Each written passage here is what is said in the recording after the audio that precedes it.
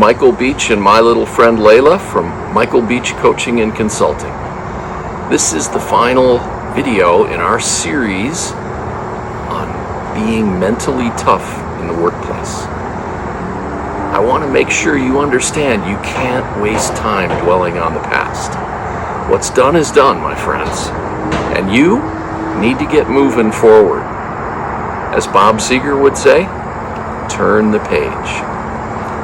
Second point I would make today is this: don't be afraid to take risks. I see so many people so bound up about the risk inherent in business. Hey, there's no getting around it. You want to be in business very long, you're going to have to take some risks.